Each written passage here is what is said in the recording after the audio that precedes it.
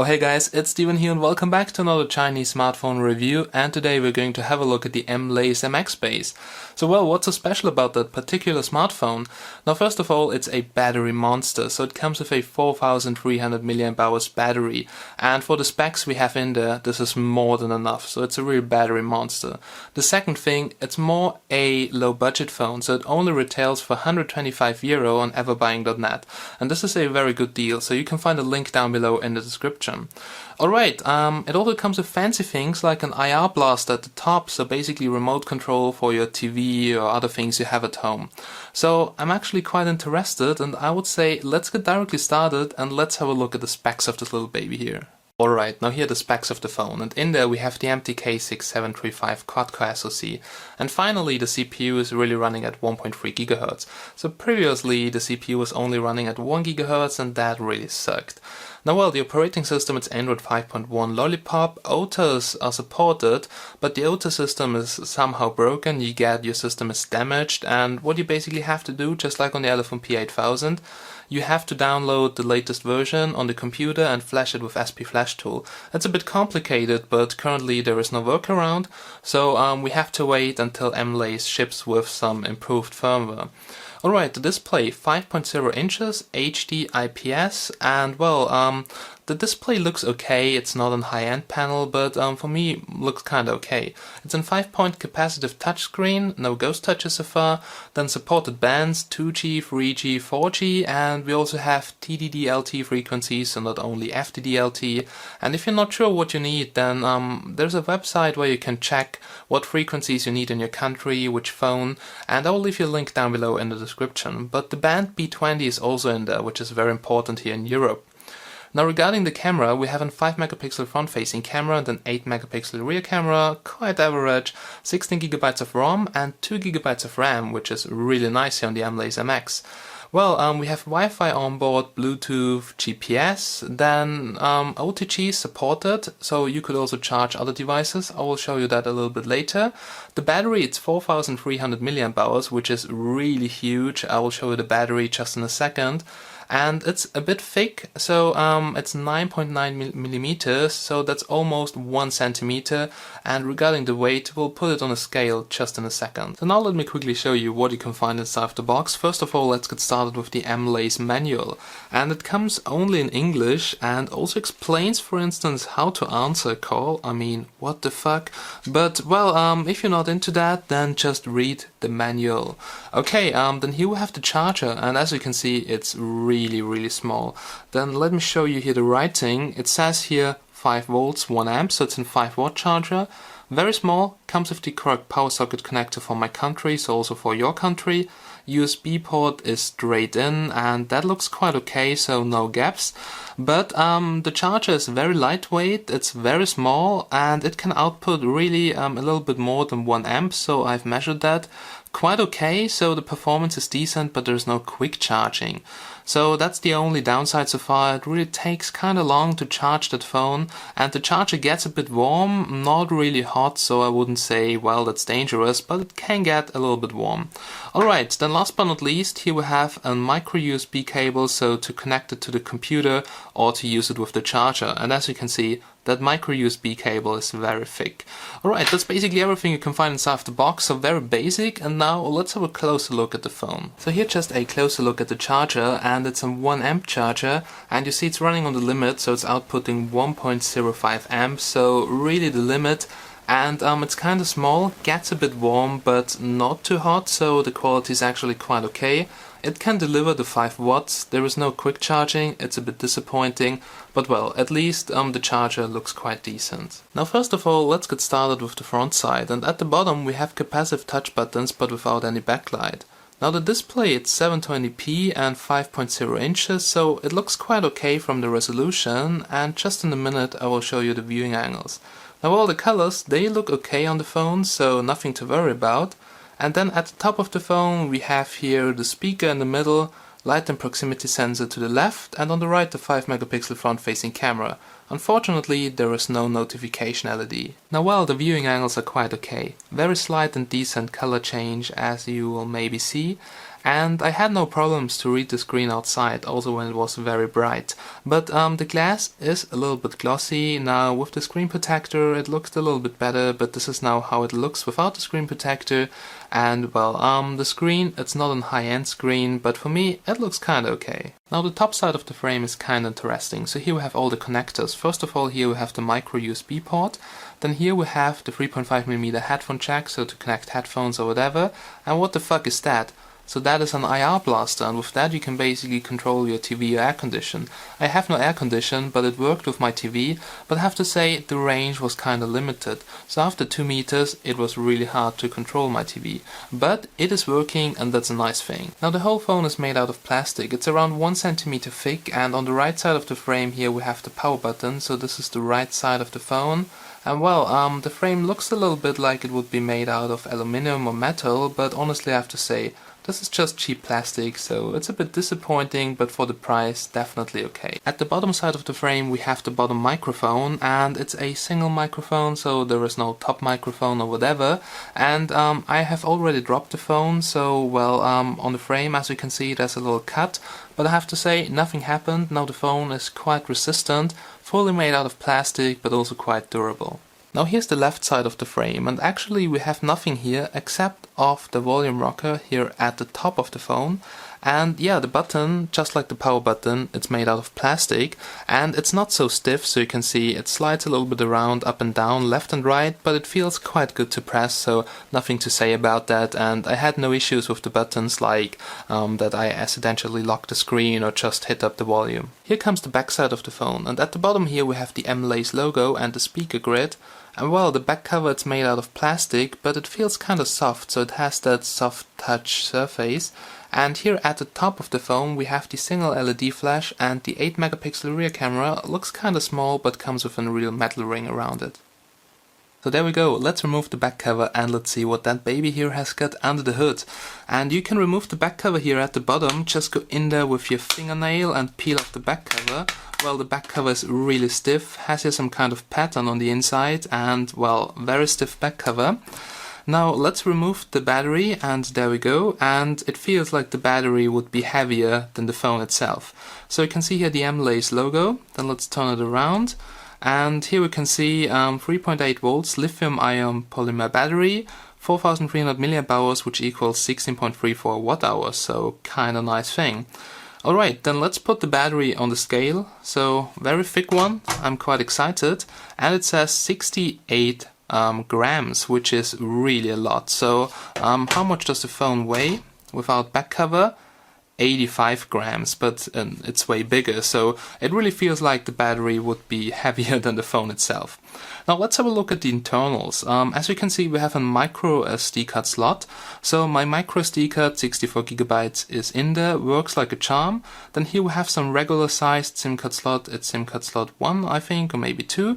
It's not, oh, no, it's not labeled, so, well, I don't know which one is which one. And here we have the micro SIM card slot, and in there's my nano SIM card with an adapter. Alright, here the antennas, as you can see in each corner, we have some massive battery case here. Here a sticker with the IMEI numbers in case if you destroy your NVRAM, and at the bottom here we have the speaker. Speaker kinda small, but looks okay to me. Alright, so, well, it also says here 3D sound. Now this is basically what you can find here on the inside, and let's put in back that massive battery, and let's reattach the back cover, and then I would say let's jump directly into Android. So there we go, we're now here in Android 5.1 on the Mlais MX, and what I really like about it is that there is no custom launcher, so this is really stock Android 5.1. No customization, and well, there are no custom icons, there are no custom pre-installed apps, so basically it comes with Google Apps and everything pre-installed. We can have a quick look here at the settings and confirm here under About the Phone that it is running on Android version 5.1. And there's the lollipop, Easter egg, and yeah, as you can see, this works. Now regarding wireless update, if you try to do the OTA, then it's checking for the update, and then you get your system was damaged, wireless update is disabled. So I cannot update, I have to flash the latest version, and I will do that and tell you then if some problems have been fixed. Alright, let's have a look at Wi-Fi. Now, Wi-Fi is okay. It says signal strength excellent, but for instance, I have some other phones here, and at the same spot, they also find the network of my neighbor. Now, regarding the range, I would say it's average. It's not really good, but also not bad, so just average range, but quite stable Wi-Fi, so no drops so far. Now, same goes for Bluetooth. I've used my Bluetooth speaker, paired it with EasyAC, and no problem so far. Then we have here SIM card settings because it's a dual SIM phone, and here under more we have the usual stuff like tethering and cellular networks. Alright, then let's go here to display. You will see here that mirror vision is included, so to tweak the colors of your display if you want to do that. That's basically it. No, we have G sensor calibration and the proximity sensor calibration in there. So if something is wrong with your sensors, you can recalibrate it here in the display settings, which is in my opinion a very good thing. Not all phones come with that. Now here we have storage, and you see my SD card is properly detected, 64 gigabytes are usable. And here we have phone storage. Now, you end up with around 10 gigabytes of usable space when you unpack it, so you don't have the full 16 because, well, you never have the full space and then something is occupied by the ROM. Alright, that was storage. Now battery. So what can I say about the battery? Now, it's around 13 hours of movie playback, so very, very long. And if you're a really casual user, you will get 3-4 days of battery lifetime. If you're a normal user, 2 days, and actually almost 3 days. And if you're a heavy user, 1 to 2 days. So you can only drain it, really, if you play games or watch movies for at least 10 hours a day. Now the battery lifetime is really, really great. So I've used it the whole day with some tests, and you see I'm just here at 69%. So tomorrow probably I'm at 30%, and I could use it the whole day and it's draining almost nothing. It's really great. So the battery lifetime on that phone, you can expect a lot. Okay, we can have a look here at apps running in the background, so there we go. And if we check out here running apps, then we can see, oh, it's loading, and yeah, we have 2 gigabytes of RAM, so 400 megabytes are occupied by the system and 348 megabytes by some background apps. And well, as you can see, we still have more than 50% left, so 1.2 gigabytes of free memory, which is a very good thing, and definitely enough for the MTK 6735. Now, there are no Chinese apps, and yeah, as a remote control application, we have Sasa Remote. And with that remote control application, the IR Blaster is working pretty good. It also supports off-screen gestures, but basically I just use double tap to wake up, but also swipe up to launch something or launch the camera, whatever. Alright, location-based services, we'll test GPS a little bit later. Regarding the security, just the usual stuff, so there's no face detection, so no eye verify, no fingerprint, so a very basic phone. We can have a look here at language and input, so there we go. Not the full Android language pack in there, so some of the things are missing, but all the big languages are in there, and translation sometimes not the best, but well, it's the native Android translation. Alright, there we go. Let's go back here. Backup and reset, so nothing special in here, develop options. Alright, that was basically everything here in the settings, and let's have a look here at the quick toggles so we can quickly check this out. Now here the brightness slider, what I miss is, for instance, a quick toggle to trigger the data connection, but we have here an hotspot quick toggle. I mean, you can mod that, but it would be nice if you already have that on the go. Alright, the launcher really smooth. Now the 1.3 gigahertz models of the MTK 6735 is very snappy. So here with stock Android 5.1, that feels absolutely great. On the 1 gigahertz models, you felt that there is a small amount of lag, but here it's really, really snappy. Okay, then let's go here quickly to the phone and let me show you all the basic things. So there we go. And here's the dial application. We can now just dial some random number like 147, some very popular hotline here in Austria, and there we go. So sensors are working, it shuts off the display. We can now switch to the speaker, and there we go. And I have to say the speaker is very loud, but the quality is not very clear. Now it's a bit crispy, but I have to say it's very, very loud. Alright, now before somebody picks up the phone, this fucking hotline, we should hang up the call. Alright, that's it. And regarding the cellular reception, I have to say I had no problems with signal drops. You can see full signal, and we're currently indoors in my basement. And also the earpiece quality quite okay for the price, nothing to worry about that. So there wasn't any case where I was unable to hear my partner or that my partner understands me. Okay, we can have a quick look at the browser. So opening up websites, rendering websites is really pretty fast. So the MTK 6735 with 1.3 GHz here and with 2 GB of RAM has some decent performance. So really a nice all-around phone. Okay, then let's go here to the menu, and I would say the first important application in here is the camera application. So I can quickly, wrong application. Yeah, we're now here in the camera application, and it's raining outside, so I would suggest that we do a quick test here indoors, and let me quickly show you that. So here we have a keyboard package, and here a Mlais package, and you see the tap autofocus is working. So if we tap here, it focuses properly. Lighting adjustment works. That's pretty good. Then, we have gestures, we have the flash, we can switch it to the front-facing camera, and it's very wide angle, so this looks really kind of good. I'm happy so far, because I like front-facing cameras which are very wide angle. There's also face beauty mode, so then you look like an alien, alright. And we have here the camera settings, so you see the maximum picture size, it's 5 megapixels in 4:3, but also if we switch to the full screen, we have the full 5 megapixels, which is very good. And recording dimensions here, maximum 720p. Okay, then let's switch here to the rear camera. We're back here, let's check out here the settings once again. So here the usual stuff, and okay, we're not in normal mode, I guess, or there we go, yeah. You can see now picture size 8 megapixels, so this is the maximum resolution, and you have that in 4:3, but also in full screen, which is a good thing, so it doesn't drop to 6 or whatever. Alright, 8 megapixels, you will find sample pictures on chinadevices.com. Rear camera also supports noise reduction, EIS, and yeah, we'll set now the video quality to fine to do the video test. So you see the rear camera is not laggy, also for the front facing camera, so it does not distort the picture or whatever. HDR for sure also supported. We'll test the LED flash a little bit later when it's darker, and as always here we have different modes, and yeah, all the hipster filters in there, but for sure you could use every camera application you want to. So I'm not a huge fan of this default camera application, but it does what it does, and you can check out here the shutter, quite fast. For sure in low lighting situations, as you will see later, it's kind of laggy and slower, and here also video mode, so everything working. And now you will see some sample videos from the rear camera and the front facing camera, and then we'll continue. Here's a quick front facing camera test with the Mlais MX base, and I'm currently here like 50 centimeters away with my face from the camera, so you see it's very wide angle. I can get my body here in the picture and almost the whole car, so you can even see the window here at the top. And the road is very shaky. We have kind of bad lighting conditions, so it's kind of dark, but in preview here on the picture it actually looks okay. So the lighting adjustment is nice. The colors, they are looking quite natural, everything on automatic settings, and the video you see it's non-edited, so the raw colors. And so far I have to say I'm really okay with the front-facing camera. Face tracking works, so I can see my face in such a rectangular shape.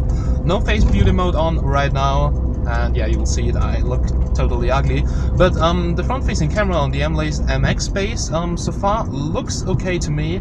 Nothing to worry about because it's really wide angle. That's something I like.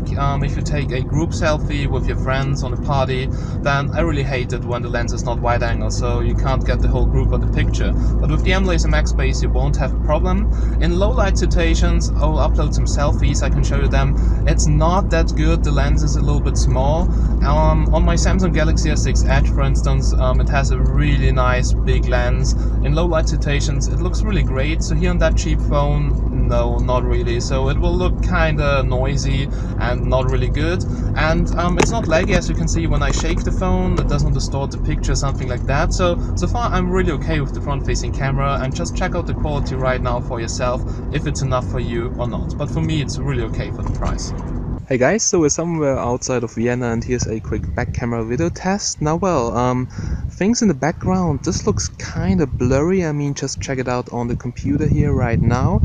Kind of bad lighting conditions because it's raining, and it's raining now for a couple of days, so well, I can't find any good time to record this. And it looks very crispy and noisy. I mean, maybe just in preview, but well, just check this out here, the color of the car.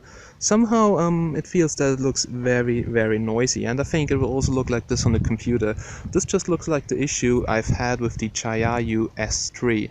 But well, so far so good. This is the video quality. I mean, regarding lighting adjustment, can't show you so many things because it's kinda dark here. And yeah, image stabilization is quite okay. Maybe we can have a look at some close-ups. For instance here, the car, so there we go. Let's try to focus here, and well, the focus works really kind of good and it's fast, and also the macro distance, it's 5 to 6 centimeters, so this is really okay. But somehow the colors and the surface here, this looks like way too over sharpened. But just check it out right now on the computer. Maybe it just looks like this here on the smartphone. Here the depth of, oh wow, just check out here the background. This looks really kinda strange and noisy. Alright, this was just a quick back camera video test with the Mlais MX base. Doesn't look so fancy, and I will have a look if I can get this issue here fixed, and I will let you know that on chinadevices.com. So well, we just had a look at the cameras, and the rear camera has some issues in video mode, so over sharpened, looks kinda strange, and I'm not sure what's going on there, but let's see if the firmware update improves that. Now both cameras shoot with a 2.8 aperture, and really you have to focus several times and take more pictures until you get a good one. So I'm not really impressed by the cameras, but well, just check out the quality on chinadevices.com, pictures will be uploaded today. Okay, that was the camera. Then let's have a look at the rest here. FM radio also in there, but you have to connect an headset. There was none in my package. Well, sorry, my emails. Then let's have a look here at the Play Store. And this is the latest version of the Google Play Store. No worries, you just go in there, you add your Google account. I've also added my my text to the account. So the phone is safe, and then you can just go and download the applications. That's basically everything I've installed. SIM Toolkit, but well, as always, the SIM Toolkit buggy app isn't installed. And here we have the Sesa remote, and here you can see the remote control I did set up for this Toshiba TV, and yeah, it works kind of nice, but the range is very limited. So after 2 meters I had really problems to control the TV, so I had to point directly to the remote receiver, and the range wasn't really good in my opinion. Alright, that's basically it. And now I would say let's do a quick speaker test, LED flash test, and the benchmarks, and after all this you will hear my final conclusion. Here's a quick LED flash test, and there we go. And the LED flash, it's not the strongest one, so I can look into it. It hurts a bit, but not so much. Now also it doesn't light up here a huge area, and if you have a look at pictures I did capture, you can find them on chinadevices.com, then you will see that pictures at night, they look very, very crispy. So we have some high ISO rate, and also, yeah, the LED flash is not too strong, so it doesn't help so much. Now just check out the pictures, and the link is down below. And here comes the speaker test on YouTube, no copyright sounds, there we go. And I did feed it with YouTube videos with MP3s. Now regarding the loudness, well, it depends. In media playback, somehow not so loud like when you do calls, but it's quite okay, so just listen for yourself. Now regarding the clarity, on maximum volume it gets kinda crispy and it lacks a bass. So on my S6 Edge, for instance, with the metal body, bass is awesome. But here, yeah, almost no bass, but regarding the clarity, it's okay. Now, not the best speaker, but in that price range you also don't get so good speakers, so I would say quite okay for the price. Now the benchmarks are finished, and as you can see it looks quite similar to the 1 GHz model, but well, the multi-core score is higher because of the higher clock and the quad-core, and the single-core score, it's, yeah, quite similar. Now well, we can see here Android 5.1, MTK 6735, but running finally at 1.3 GHz, memory 1.88 GB of RAM.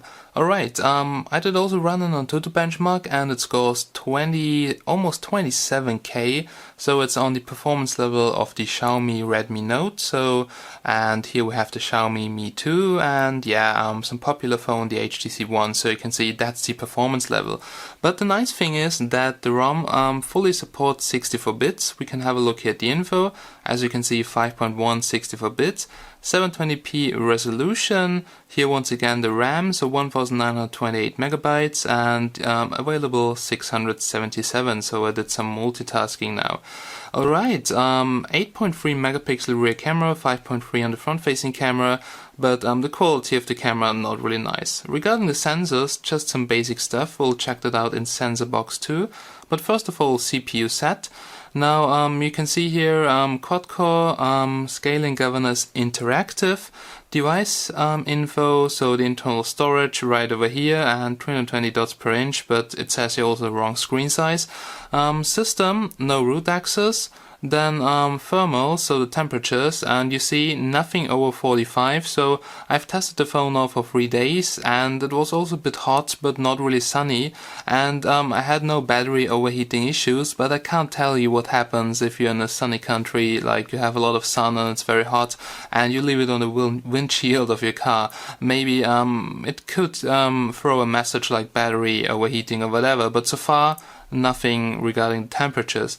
Now if you have a look at the sensors, the magnetometer shows very strange values, so for sure there's something wrong with that, and I will show you that now in the sensor box. And we can have a look here at the sensor box, and we have accelerometer, light sensor, orientation sensor and proximity sensor. For this is working for sure. Same goes here for the sound sensor, which is for instance the microphone. Hello! And works pretty good, I think. Alright, so it seems that the magnetic sensor is working because I did put it on my hard drive and it was showing 200 microtesla, so I think it is working now. Alright, that's regarding the sensors, and last but not least, we have the stage fright detector, and you see it's vulnerable to stage fright, so regarding security, there could be an improvement, and I did also run some speed tests, and this is 3G only because I don't have a 4G contract, but I have to say even for 3G I get the maximum speeds, 25 Mbits down almost and 4 Mbits up, so this is really the maximum I can get here in my town, and this is really super awesome, so really full 3G speeds. And regarding 4G I think you won't have any issues since it supports a lot of bands. Okay, and regarding the bands, we'll now just have a closer look at that. So guys, here are the bands. We have quad band on GSM, we have quad band on WCDMA, and well, here you can see the LTE modes, like we have 1, 3, 7 and 20, so all the FDD frequencies, but regarding the TDD, band 40 is not ticked. Now I'm not really familiar with those band things, but well, it says that band 40 is actually supported on the package, but here in the engineering mode it doesn't say that it is supported. But well, I could be wrong, so for me right now it looks like band 40 would not be supported. Now the MTK 6735 is a low-end chipset, so well, it's not perfectly nice for gaming, but the 1.3 GHz model runs quite good. Now combined with 2 GB of RAM, Modern Combat 5 here is playable. I mean, we have FPS drops and it doesn't run really smooth, but you can play it. Same goes for Real Racing 3, other games like That Trigger, and the 1 GHz model, it was awful. So there were so many lag spikes, this game was actually unplayable. But the 1.3 GHz model runs way better, and also 2 GB of RAM are very helpful. So the gaming performance not really good, but you can play 3D games. It's not so much fun like on the MTK 6752, but as you can see, Modern Combat runs and also a lot of other games. Now ladies and gentlemen, we are here at the end of this review, and here comes my final conclusion about the Mlais MX.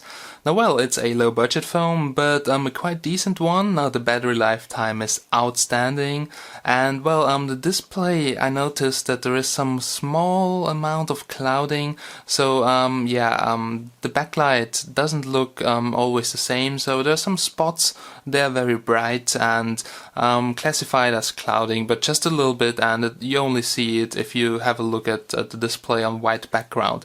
But the display is okay, now 720p, not a high-end panel, but looks okay to me. Now the performance, I really like that it's running at 1.3 GHz. That is something which is super awesome.